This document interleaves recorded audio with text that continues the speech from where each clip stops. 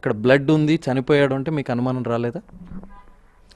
కొంచెం వామిటింగ్ అయి ఉండొచ్చు అన్నట్లుగా చెప్పారు. సో ఎందుకు అయి ఉంటుంది అని అనుమానం అయితే వచ్చింది. బట్ ప్రయారిటీ ఆ టైంలో నాకు పోవాలి, ఏమేం వెంటనే పోయి కనుక్కోవాలి. That I just had to be there.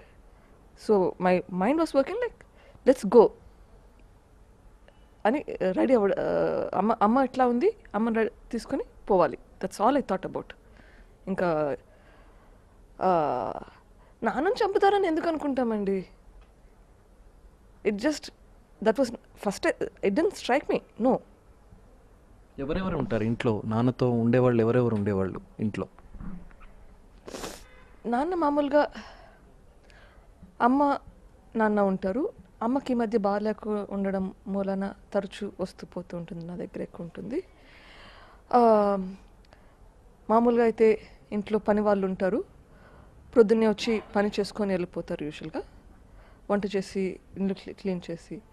నాన్న ఎట్లాగో దినమంతా బయటనే తిరుగుతుంటారు. ఇంట్లో ఎప్పుడు పొద్దున్న లేచి రెడీ అయ్యి బయటకు పోతే మళ్ళీ రాత్రి వరకు పెద్దగా రాడు. నైట్ టైం యూజువల్గా బయట ఒకరు పడుకొని ఉంటారు.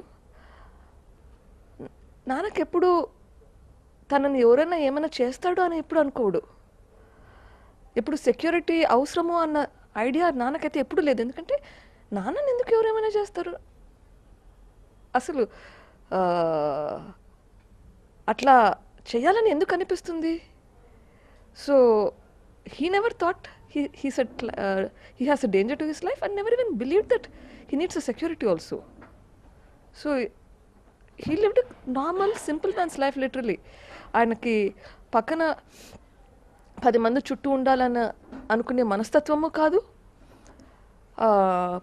ఇన్ఫ్యాక్ట్ ఆ రోజు సాయంత్రము ఎవరో ఒకరు టేబుల్ మీద తిండి పెట్టిపోతే నాన్న తినేసి ప్లేట్ పక్కన పెట్టేసి తలుపేసుకుని పోయి పడుకుంటాడు. అది ఆయన మనస్తత్వం.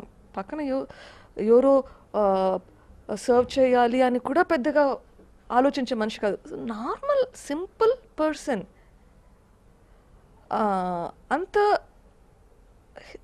ఐ మీన్ మీరందరూ అనుకుంటారు ఆయన పెద్ద పాలిటీషియన్ అని, but he's also normal simple person to me.